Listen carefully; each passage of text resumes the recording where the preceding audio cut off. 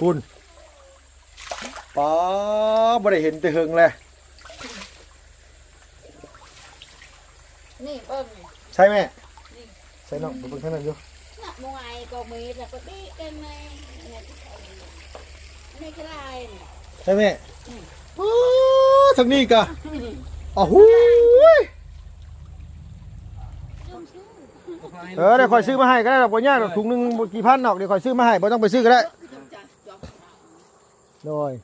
อันนี้ปะเลยให้เราขึ้นเลยยอดเราขึ้นเลยลุงเนาะโดยย้อนมาบวบขึ้นแม่นละนี่เป็นทางจะบ้านแฮะโดยเอาแปะเก็บลายมันเป็นเด้อโดยโอ้นี่ก็ลายคุมเลยลุงฮะลายคุมเลยนี่นะโดยลายคุมแล้วนี่น่ะรับเป็นร้อยฮะแมนปลาก็เริ่มใหญ่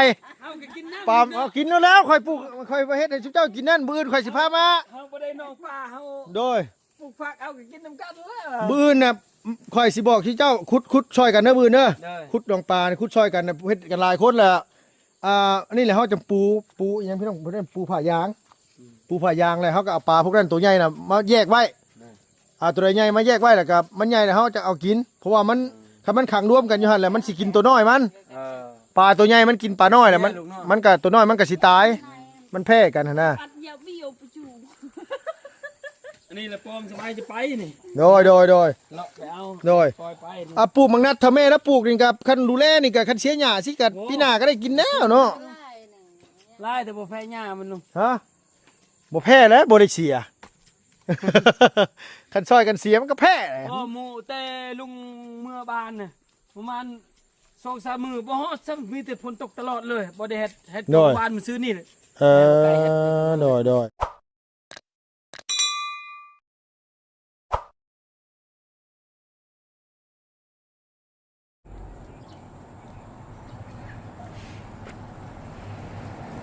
มานี่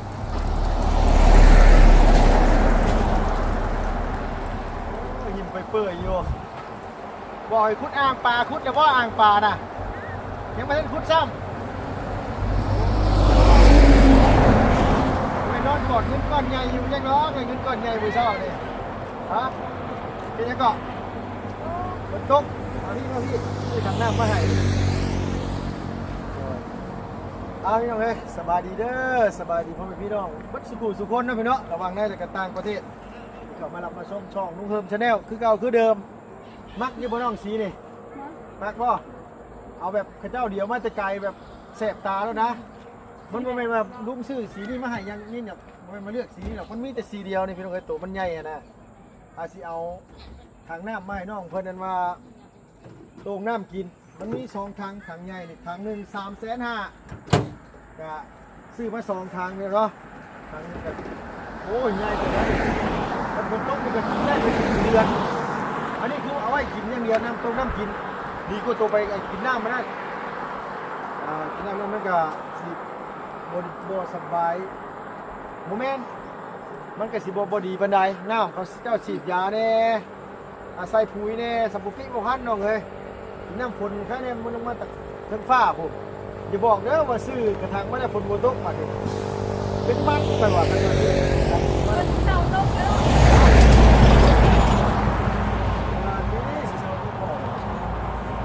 ว่าลากเอาสไลด์ถูได้หรอเนอะสไลด์ถูเลยนะมาทำความสะอาดไว้จะตั้งมาพูดแล้ว2ทางไม่ต้องเลยไปได้อยู่ก่อนเลยล่ะไปคุณเล่นมองล่างใช่ไหม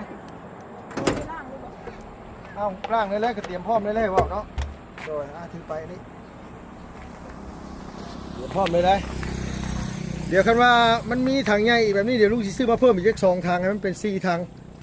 เอาไว้ตรงน้ำกินได้นี่โมเมนต์มาตรงน้ำไส้ได้น้ำไส้นะเอานั่นนี่ไว้กินถ้าน้ำฝนนี่ลุงกินน้ำได้อยู่โมเมนต์น้ำสะอาดกะกินได้อยู่ซื้อถังน้ำมาจะว่าเป็นมันช่างประจักษ์พ่อเอ้ยผลบตกช่างประจักษ์ล็อกบาทนี่โดยป้าเป็นอย่างนี้ฮะ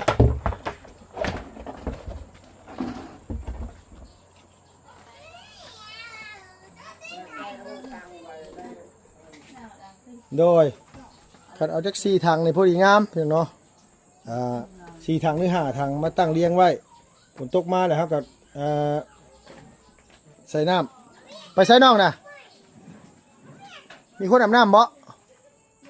มีคนอาบน้ำเดี๋ยวไปนี่ก่อนจะไปขึ้นไปทั้งอันว่าเพื่อนพูดก่อนพี่น้องเอ้ยพอดีว่าทั้งอันว่าลุงนัดสร้างเพิ่นมาจักเพิ่นสิมาหรือบ่มาบ่นี่อ้ายแล้วว่าคันผสมปูนสาบเพื่อนให้เขาเบิดกสิมาอยู่แล้ววะเราบ่รับปากเมื่อกี้นี่ให้สร้างไรเฮานัดเพิ่นมาเอาเงินที่นี่อันตัวที่อันเฮ็ดหลังคาเฮือนนี่แหละนัดเพิ่นมาเอาเงินแต่ว่าเพิ่นไปเฮ็ดเฮือนผู้ใดอยู่ผู้นั้นเพิ่นบอกว่าเพิ่นก่อยปูนไม่ลายแล้วยันว่ามันบ่เบิดเพิ่นว่าโตไม่เพิ่นเต็งไว้เพิ่นยันมันเด้งเนาะ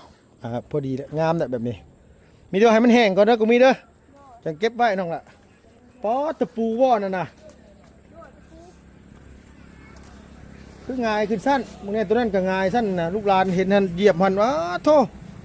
มันสิบ่ได้เลือดพุ่นบ่โดย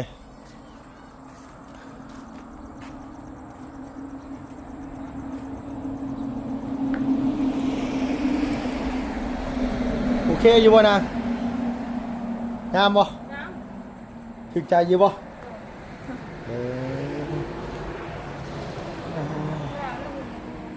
แล้วเลยบ่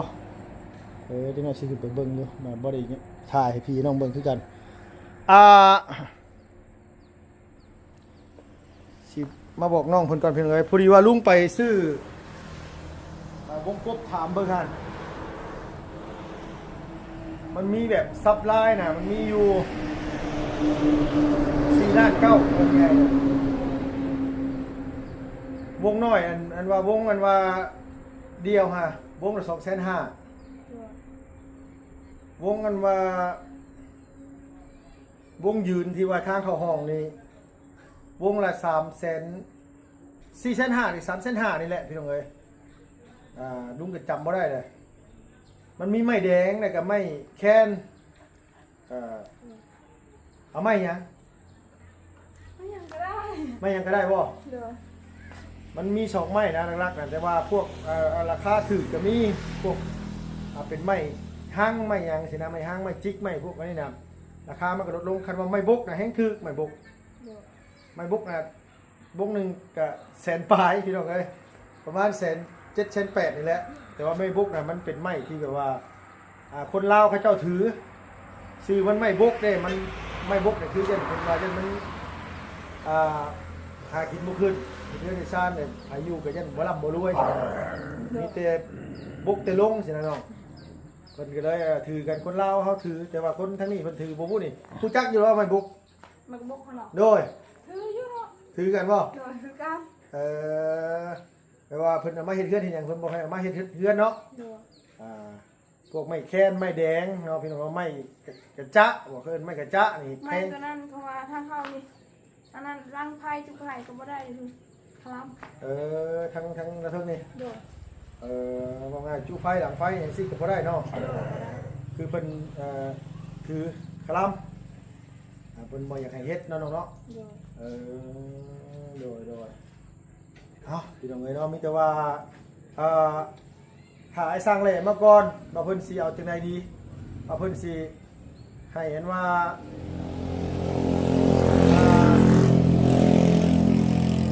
ต่อแบบใดให้เพิ่นก็ได้เนาะให้จะดีเฮาเพิ่นจะทำเรื่องค่าสร้างก็แต่ก็โบกว่าไอ้แหล่เพิ่นสิคิดเท่าใดก็ลุงก็อยากกันว่าให้อ้ายเพิ่นเห็นน้ำคลิปเลยเฮาตกลงกันค่าจ้างค่าจ่ายเท่าใดเนาะยันว่าอย่างนี้ครับเพราะว่าทั้งนี้นั่นก็คือทุกสิ่งอย่างคือเรื่องเงินเรื่องทองนี่ก็เฮาอยากให้มันโปร่งใสอยากให้เป็นสบายใจกับเรื่องนี่ก็มีแต่ว่าลุงน่ะใส่ใจหยังก็มีแต่ฮู้จักแล้วก็ฮู้นำกันกับสาวของมีกับครอบครัวเพิ่นอ้ายเพิ่นก็โทรมาถามสาวของมีใส่ใจเงินแต่ว่าบางทีเขากับลุงแน่ก็มีบอกขอโทษนะเพื่อนว่าจกใจซื้อนั่นซื้อนี่ยกตัวอย่างคือพวกนี้กะ ซื้อ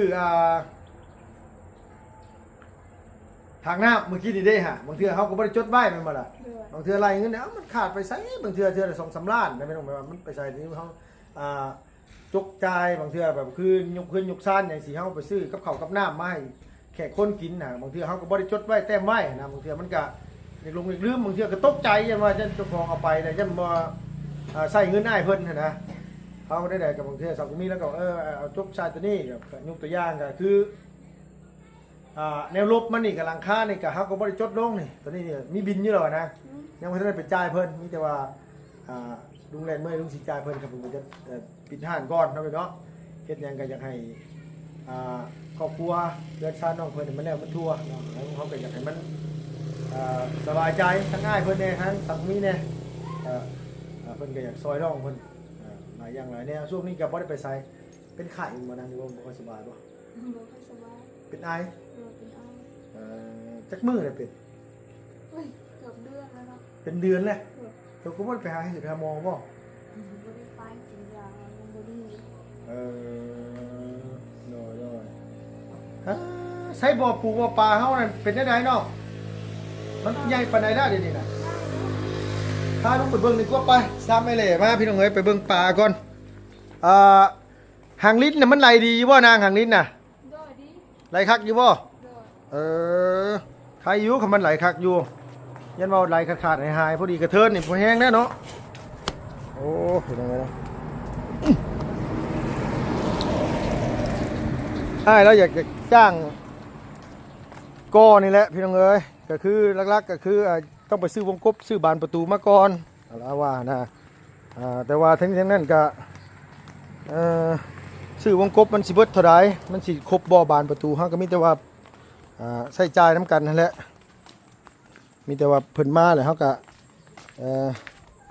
เอาเงินน้ำสาวก็มีจ่ายให้เพราะว่าเงินลุงบ่ได้ถือไว้ได้พี่น้องเอ้ยมีแต่ว่ามามอบให้น้องเพิ่นเบิดเลยเพราะว่าเฮาก็บ่อยากถือเนาะถือไปถือมามันก็อันตรายเพราะเรื่องคนอื่นจิตใจไผมันบางเทื่อหมู่เห็นเงินเฮาหลายหมู่ลักปล้นลักจี้ตายย้อนได้พี่น้องเอ้ยตายก็บ่แม่นตายเงินตะโคงตายเงินคนอื่นเหรอแท้ได้น้องโดย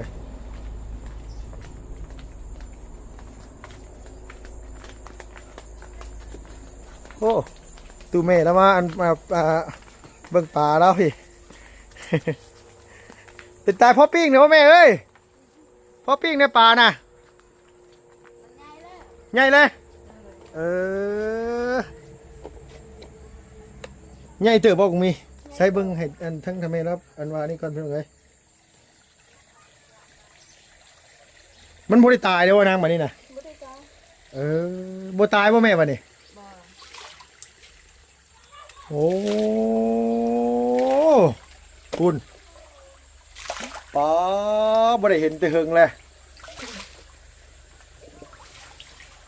นี่เบิ่ง ใช่ไหม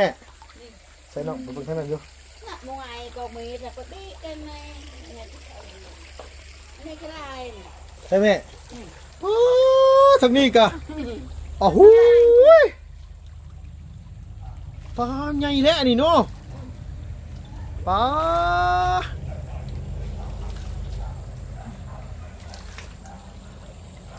โดยโอ้คักโอ้เรือหลายร้อยได้นี่เนาะแม่เนาะ เลย ยังไม่ทันเอาไปปิ้งยิ่งเถื่อบ่นะ นะ อย่าบอกนะว่าเลี้ยงปลาแล้วบ่อยากกินปลาอีก กิน เนาะเลี้ยงไม่ให้กิน น้อยๆจะได้เด้ น้อยๆเสียดายด้วยเนาะ เลย รอยมันใหญ่ก่อน เลย โอ้โดยสบายดีเด้อตัวแม่เด้อ สบายดี โดยน้ำนี่มันไหลตลอดแล้วมันเฮ็ดให้มันอันว่าปลามันใหญ่ไว้แล้วมันกระสิบุข้าวพร้อมพี่น้องเอ้ยบอกให้ไปเอาผักตบมาใส่ยังบ่ทันแบบว่าใส่เถื่อบ่นางมันฝนตกตลอดเนาะมันตายบ่ล่ะ ตาย ทางนี้มันคือบ่มาไปกินน้ำหมูมันบ่มันบ่เห็นบ่ปอดใหญ่เลยพี่น้องเอ้ยบ่น่ะตัวซับโปรตีนแหละ นายบ่ตะกรง ทอดระบเงินลูกเงิน ฮะ ทอดระบเดือน ลุงยังบ่ได้ไล่เบิ่งว่ามื้อที่มาปล่อยนี่ลุงบ่ไล่เบิ่งน้ำคลิปว่ามันฮอดเดือนหรือยัง เพื่อนหนึ่งไทยไหน ฮอดบ่แม่เดือนหนึงแม่ฮอดบ่เอ เดือน อ นี้ก็ดับแล้ว โน้อยอ่า น้องยิงตะวัน ตัวน้อยก็มีน่ะเนาะตัวยังน้อยก็มีน่ะมันกินอาหารเก่งตัวใหญ่ตัวน้อย เพราะว่าทั้งอันว่าเจ้าของอันที่ลุงซื้อมาน่ะเราบอกว่าตัวใดมันใหญ่น่ะเขาต้องแยกออกไปได้แม่มื้ออื่นตื่นมาเฮ็ดแต่เช้าเด้อตัวเด้อบ่ปลาตัว เอ่อง ามเลยพอไกลเห็นแล้วลูก เอาพอใกล้เฮ็ดบ่นี่น่ะ แยกอีกคน โอ้ ไม่น้องคิดกันมา คุยตะกี้ น้อยเพิ่นชุมเฮาว่าสิพากันขุดอันนี้แม่เอ้ยขุดดินนี่ขุดให้มันเป็นคลองน้ำขุดเป็นคลองน้ำแล้วก็เอาปลานี่แยกออกไปใส่พุ่นแล้วเฮาสิซื้อผ้าแยงมาใส่ซื้อผ้าแยงมาใส่โอ้พี่น้องเอ้ยจักหน้อยนี่ก็ตำป่นนี่ก็โอ้ย่างตำป่นนี่ก็แซ่บปานหยังนั้นนี่น่ะก็บ่ยากบัดนี้นะแม่เอ้ยเวลามันใหญ่มาแล้วมันบ่ยากเวลาอยากก็ขึ้นมาตักเอาไปกินเลี้ยงพอได้กินในครอบครัวเฮ็ดเฮือนแล้วกับเฮ็ดห้านค้าเด้อน้องเด้อเฮ็ดห้านค้าแขนเอาหมักแตงมาหยังสบายดีเด้อแม่ไก่เด้อ สวัสดี เฮ็ดได้จักมื้อแล้วนี่น่ะ ชามือ 3 มื้อแล้ว เลย สิลงมือปลูกมื้อใดนี่น่ะ จักมือใดกู เอ แล้ว อ ปลูกเลย โอ้เฮ็ดงามๆอีหลีพี่น้องเนาะ ใช่เลย โดยอ่า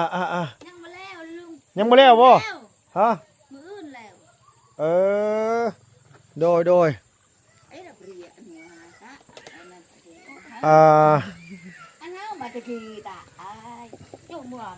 จักหน่อยกับปิ้งปุ๊บอันว่าให้ไอ้ไก่ไอ้ใบสีกินได้แล้วไม่ไก่ไอ้ปลาดุกนี่โดยมันใหญ่ก็เอามาพากันเอาไปกินแล้วได้บ่แม่นว่าสิแพงมันเด้อเฮ้ยบ่แม่นแนวแพงได้เนาะเป็นแนวแพงได้อยากตอกก็ได้เนาะเลี้ยงใหญ่แล้วว่าลูกหลานสิเอาไปกินบ่ให้กินได้หัวค่อยแพงมันหัวยากอีแหละบาปอีกแล้ว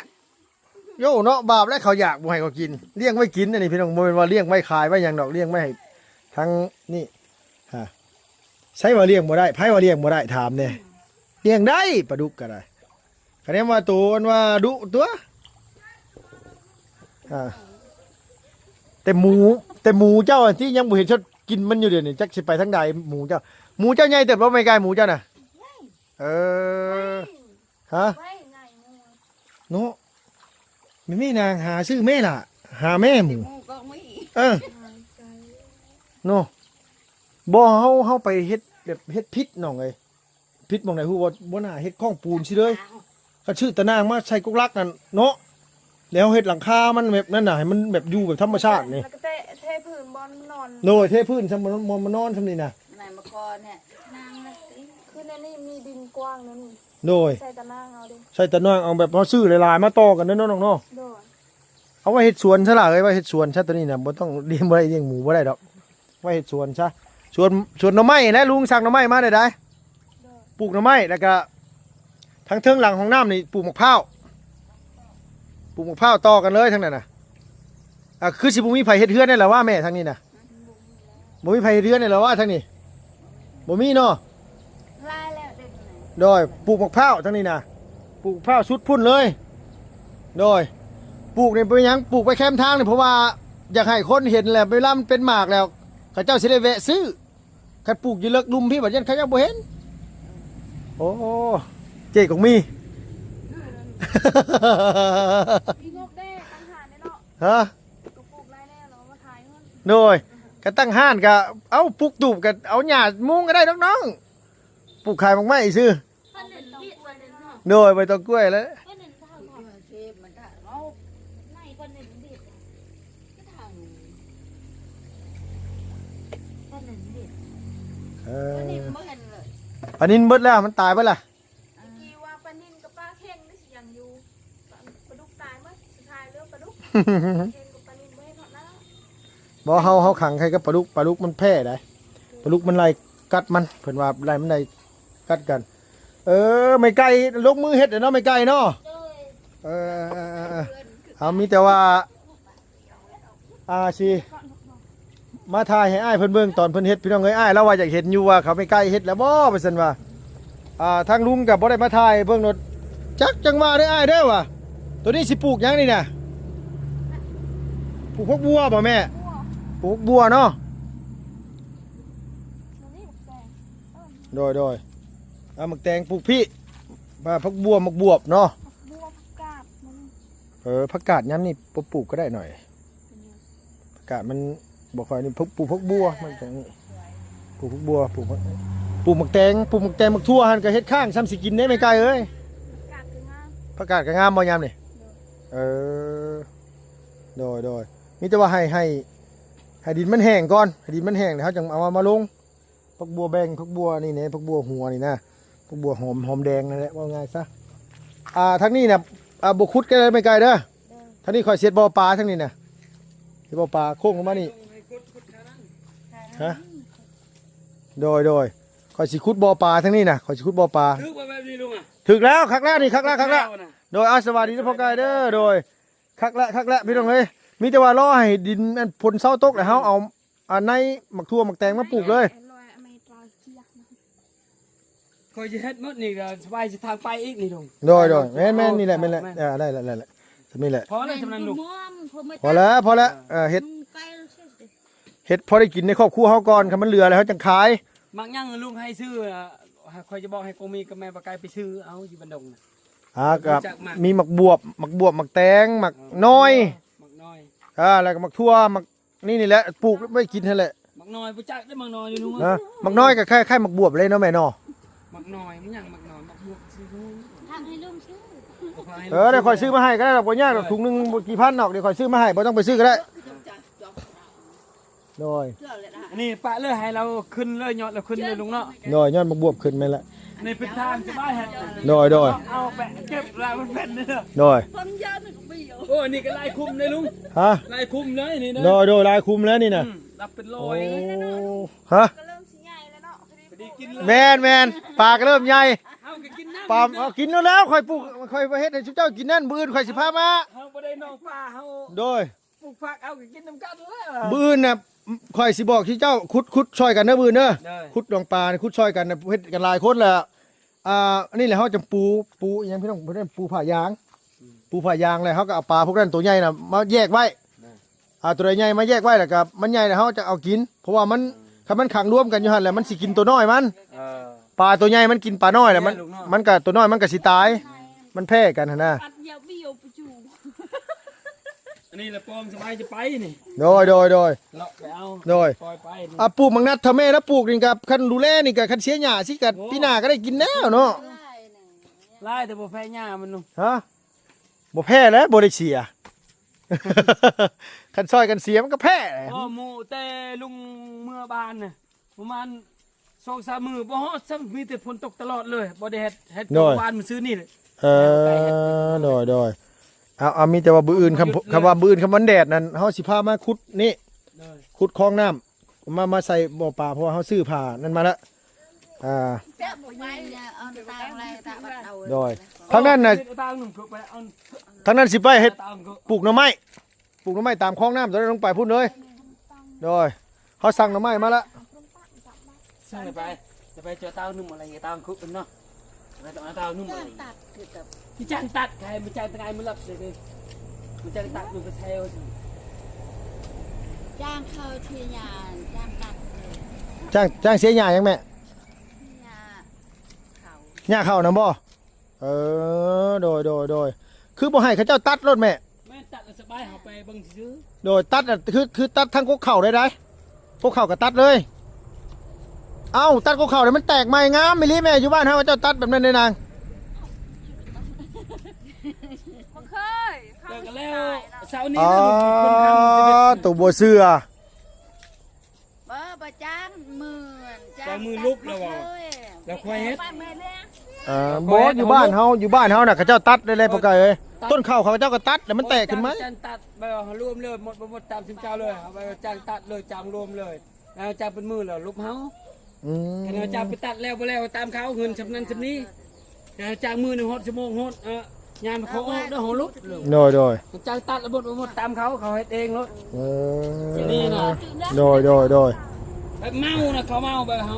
สาวจ้างตัด โดย เป็นเมาแบบเจ้าเราละเมาเอาหมดตามเจ้าร้านหนึ่งร้านสองเจ้าเฮ็ดเองนั่นน่ะหมดแต่บ่ให้เงินหมดละคนบ่ให้ โดย จ้างเป็นมือแล้วลุกเมา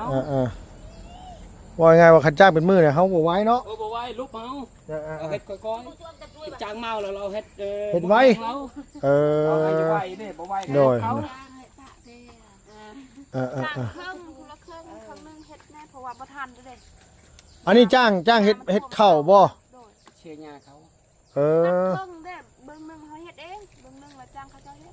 จ้างนี่คือจ้างเสียบ่หรือว่าจ้างตัด จางเชียร์ เอาจ้างเสีย เชียร์ เอาจ้างเสียเนี่ยโอ้โดยบ่แม่นตัดเนาะ บ่แม่นแปลว่าซาเฮาเราตัดเอาความลาวเราเมา ให้เราเสียครั้งนึงเขาเสียเองเพราะว่าเขาเสียเองมันบ่ทันเด้อ แบบนี้นะลูกเบิ่งนี่แหละให้เขา ยังบ่ทันได้เสียเลยแม่นบ่นางเดี๋ยวนี้ ยัง เออฝนตกซุมื้อๆเดี๋ยวบ่ได้ไปเสียนำแม่เนาะโดยอ๋อ เบิ่งหนึงให้เขาเบิ่งหนึงเสียเนี่ย โดย เบิ่งหนึงให้เราเมาเอา เอาว่าง่ายก็คือให้เพิ่นจ้างเพิ่นเสียครึ่งนึง แม่น เฮาเฮ็ดครึ่งนึงเนาะ แม่นเนี่ยมันบ่ทัน โอ้ ยามพ่นเนี่ย โดย มันจะไหวขึ้นเนี่ยยามพ่น หญ้านะบ่ แม่น ยังบ่ได้ไปเบิ่งจักเทื่อเนาะ6บ่เนาะไปเบิ่งเทื่อนั้นก็ยังบ่ทันได้ขึ้นไปได้ตอนนั้นเนาะ สักยังบ่ทันเบิ่ง ไป แล้ เบิ่ ว งแล้วไปเบิ่งซื้อเนื้อนั่นเลย2-3มื้อแล้ว โดยเออ6แฮงบ่ โดย เออ จักได้เป็นเด้ลุงเอ้ยพวกบวกนี่ เป็นจังได๋ก็เป็นคันเฮ็ดแบบนี้น่ะคันปลูกลงไปจังได๋ก็ได้กิน ตะกี้นี่แหละเฮ็ดลุง โดยบ่เหลือดอกว่าสิบ่ได้กินนะได้กินคันปลูกเฮ็ดน่ะคันเฮารู้เฮ็ดน่ะบ่เหลือว่าสิบ่ได้กินโอ้ปลาก็เริ่มใหญ่เลยเด้อพี่น้องเอ้ย ปลาลุงไหวเด้ เนาะ ลุงว่าขึ้นหมด2เป่าพันนี่ก็ได้ได้สำนี่ แม่นคันว่าอันนี้เฮาฉันได้แยกออกแล้วนี่คันว่าบ่ทันได้แยกออกคันแยกออกนี่แฮงคักกว่านี้เด้อนี่ ยังบ่ทันหมด เนาะคันแยกออกยังไงไว้ ทันหมดอยู่ในเป่านี่ก็ยังใหญ่เติบเลย วันว่าเป่าซองเป่านี่เบิดเครื่องเป่าเลยบ่น้อง ยัง เออโดย ขึ้นหมด2เป่าโอ้ยใหญ่เติบลุงช่างพอแล้ว โดย ปลายังบ่จับเป็นไงจำได้ไป นี่ป้าพี่น้องมันขึ้นนะมึงเนี่ยพอไกลบุบเนาะ อืม เวลามันใหญ่ก็เอาไปกินเอาแล้วเฮ็ดได้เขาเลี้ยงไว้กินเด้บ่แม่นว่าสิกินที่ลูกหลานนะลูกหลานอยากกับบ่มีเนื้อกินก็มาจับเอาไปปิ้ง ลุงยะลุงก็มาจับได้อยู่ใกล้ โดยข่อยมาเอาอยู่แล้วนะคันว่านั้นข่อยก็เอาอยู่บ่แม่นบ่เอาดอกโอ้ข่อยซื้อมาข่อยแบกมาปานนี้ข่อยก็ต้องได้กินน้ำได้จักโต บ่ขึ้นหมดพันนั่นนะกว่าอะไรสำพอนั่นลูก โดย อันนี้ยังบ่หมดเป่าหนึงก็ใหญ่เลยเด้สำดิว สปโปรตีนแหละ สปา บางตัวสปโปรตีนแหละพี่น้องเอ้ย สำพอเลย โดยมีแต่ว่าพยายามปล่อยน้ำออกเรื่อยๆแล้วบ่ให้มันน้ำขังมันจังบ่กุยปลาดุกน่ะมันจังบ่กุยคันน้ำเปลี่ยนน้ำตลอดน่ะมันบ่กุยมันสิคือปลาดุกธรรมชาตินี่แหละกระดูกพันเนี่ยว่าเฮาเป็นน้ำเรามีแห้งลูกเนาะ โดยแปลว่ามันกินมันบ่ข้าวคือเฮาซื้อมาแต่ตลาดเด้คันเฮาซื้อมาตลาดน่ะข้าวกินปลา แล้วไงไว้บ่เฮาเป็นน้ำตลอดลูกเนาะ โดย เป็นข้าวน้ำเก่านี่มันบูดได้น้ำนี่ลูก แม่นมันเน่า มันเน่าเด้ มันเน่าน้ำมันเสียมันเน่าเขาเอิ้นน้ำเน่าบ่แม่นเอิ้นน้ำบูด ให้นั่งอยู่นี่ก็ยังบูดยังเน่าอยู่ โดย น้ำคังตลอด โดยน้ำมันขังตลอดเลยเอาพี่น้องเอ้ย โอ้ย เนาะ เดี๋ยวอาจารย์ตึงตะลีก็แซงคุณสมุทรวีห้ามหงายห้ามไปปุถุกรเนี่ยปิดกระดานก็กันมีรถเขามาขาย ทายังพอไก โซชมือเขาจะปล่อยอยู่โรงงานมันทงไปกิน ปล่อยปลาเนี่ย ปลาเลยปล่อย กินแมงเมาแมงยังขนาดโอ้ย ปล่อยใช้ในหนองนะ ปล่อยอยู่ในหนองน่ะ เออ ไอ้ทงว่าได้กินเลยลุง แม่นบ่ ไอ้ซ้ำนี่ น้ำลายนะบ่ โอ้ลายเลยน้ำลุงบ่ได้กินมันต้องเลือเลยมันอยู่ในนั้นเลย เออบ่คันเขาซื้อมาแต่ตัวน้อยๆตอนนั้นคันตัวน้อยๆนั่นคือ เจ้าต้องเข้าใจว่าเขาปล่อยลงไปเย็นปลาคอกินมันน่ะบ่เรือหลาย บ่มีป่า บ่มีบ่ แต่เขาปล่อยมีป่าเขาเองเลยลุง เออ นั่นเขามีอยู่เฮือนเขาจะเบิ่งเขาจะทามเบิ่งทงเขาจะปล่อยป่าเวลายามเดือน4เดือน5โอ้ยกินดีทุกมื้อ ไว้ได้ปลาในค่ำซื้อ เออ ครับเลยนะวันนี้เกลือมันปล่อยปลาเลย แบบธรรมชาติเลยเนาะ ธรรมชาติเลยเพิ่งเวลาเขาไปชอนหน่อยเขาญาติเลยก็เห็นปลาเขาญาติเลยเลย คือเขาปล่อยอยู่หันคนอื่นก็บ่ไปเอาแล้วว่า พอเขาประกาศแล้วบ่ได้คล้องเขาเองเลย เออโดย บ่ได้ไปเอาแล้ว อุ้ย ไวใหญ่นี่ถุงเว้ย ใหญ่ไว้ได้เท่าเดียวถ้าได้กระตามอย่าให้ทอนั้นรุดก็แล้วกันถ้าทอนั้นรุดออกกันไปเบิดเลย อืม ทอมันสักของมีไหนของมีเอ้ยแต่อย่ามันรุดได้น้องเอ้ย เขาเรียกปลาดุกลุง ฮะ ชำนี่บ่ได้กินเขาปะเจ้าเวลามันแห้งจักอยู่ใส่มันไปอ้าว มันหนีไปแต่นั่นน่ะ มันเฮ็ดคุ้มเนาะ หน่อย ได้บ่600หมดนี่ลุง โอ้เรือลายอยู่ฮอดเดี๋ยว400-500นะ กินได้ปีหนึงลุงเนาะ หน่อย โอ้ยยามคนมันปีหน้านี่ปีนี้ได้กินนี่แล้วได้ซื้อได้อาหารก็มีกำไรแล้ว เขาว่าเขาตีอีกเขาบอกกินปลาดุกเขา โอ้ยติยังกันเนาะ คนมันนี่คือว่าห้ามว่าแซ่บตีได้ ปกติได้ลุงเขาบ่ได้กินได้ลุง แม่นว่ะ เขาบ่ได้กินได้ลุงเสียลายเด้ เอ บ่ได้กินได้ อ ปลาเด้มีแต่ซื้อซีนเด้ชิ้นหมูชิ้นควาย เออ ให้ บ่ เจ้า บ่เฮาก็เฮาบ่ว่าเขาก็สิกินซุมื้อสิ้นงัวสิ้นควายก็ได้ อ้าวคือตลอดเด้ บ่ อ้าวไปให้เจ้ากินชิ้นหมูไปให้เฮากินปลาดุกเราบ่พอใจ เออ เราสั่งเฮาเด้ เออโดย ไปชวนเฮานี่ เขาว่าขวัญเนาะ น้ำมันเขากินงูก็เขากินเด้เขา อ่า เฮา โอ้ กาแฟใจหมู โดยบ่เป็นหยังก็ซื้อมาแล้ว แล้ โล ว 2-3โล ผมชวนเฮาชื่อชิ้นหมูชิ้นควายชิ้นงัว เออ ชวนมันไปเอาเลี้ยงป่าปลาดุกไปกินเพื่อมันชื่อค่อยบ่ได้แน่ ยันเขาจะว่าขวัญ ชื่อสินหมูเขายังไม่ทันได้อยากกินปานใด เออ แน่ ขาหมู เขาจะให้ขาหมู โบแม่นเขาชื่อขาหมู เออ กิน แล้วซอยจำแจวของลูก เขาจะกินลาบงัวอย่างสิบ่ แม่น เอ กินพวก อ แซ่บๆและ แล้วเฮ็ดเมื่อยเด้ โดยอันมันระวังมันขาดเด้อน้องเด้อนั่นเด้อตะนางบ่ได้ขาดหรอวะโอเคละครับมันบ่ขาดให้น้ำไหลตลอดนะโอเคใส่พอไก่สาวมีสบายดีเด้อเสนอน้องเด้อไอ้พอไก่เด้อโดยหมูใหญ่แต่ว่าหมูใหญ่นะใหญ่แต่ว่าหมูน่ะ ใหญ่เลยใหญ่เลย โดยเอาพี่น้องเอ้ยพี่น้องขึ้นไปเบิ่งกันมานี่เนาะ ไปเบิ่งไปเบิ่งลองเบิ่ง โดยเอาพี่น้องเนาะขอบคุณหลายพี่น้องอยู่ดีมีแห้งอย่าเจ็บอย่าจนลำไม่รวยสุขภาพพระนามัยแข็งแรงนะพี่น้องโดยไปแล้วพี่น้องบ๊ายบายสบายดีเด้อโดย